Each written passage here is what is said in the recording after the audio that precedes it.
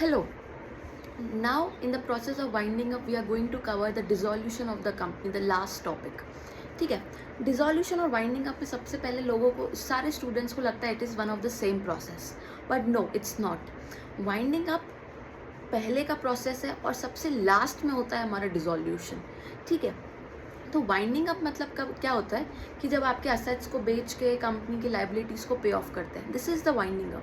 जब ये सारा प्रोसेस हो जाता है उसके बाद ट्रिब्यूनल ऑर्डर करता है, अगर उसको सेटिस्फाइड होता है तो वो डिसोल्यूशन का ऑर्डर पास करता है.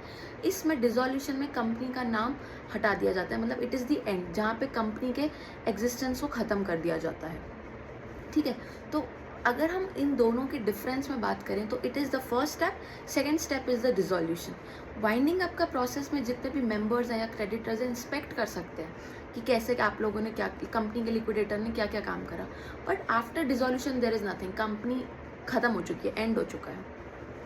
जो वाइंडिंग अप का प्रोसेस होता है वो कौन करता है? कंपनी का लिक्विडेटर करता है. वाई? डिसोल्यूशन का जो ऑर्डर है वो कौन पास करता है? या तो ट्रिब्यूनल पास करता है या तो हमारा रजिस्ट्रार ऑर्डर पास करता है.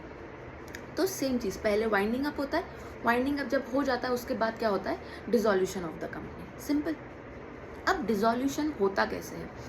कंपनी के लिक्विडेटर जब सारा चीज़ें हो जाता है वो अपना एक स्टेटमेंट ऑफ अफेयर्स ट्रिब्यूनल को फाइल करता है कि उन्होंने क्या क्या काम किया, उन्होंने सारे असेट्स बेचे, सारे लाइबिलिटीज़ पे ऑफ करी, in what order, everything he files a statement to the tribunal.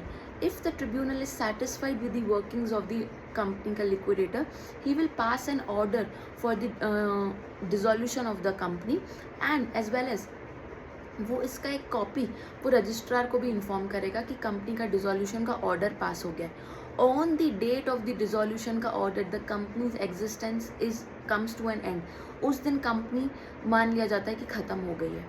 Once dissolution का ऑर्डर पास हो गया है उसके बाद ऑफिशियल गैजेट में या एक आप पब्लिक नोटिफिकेशन देना है कि ये कंपनी अब ख़त्म हो चुकी है.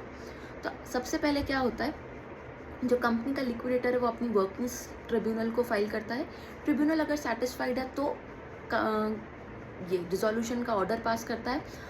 अलॉन्ग विद दैट डिसोल्यूशन का ऑर्डर वो रजिस्ट्रार को भी इन्फॉर्म करता है और एक पब्लिक नोटिफिकेशन या पब्लिक ऑफिशियल गैजेट में पब्लिश करता है अपने कि ये कंपनी आज से ख़त्म है.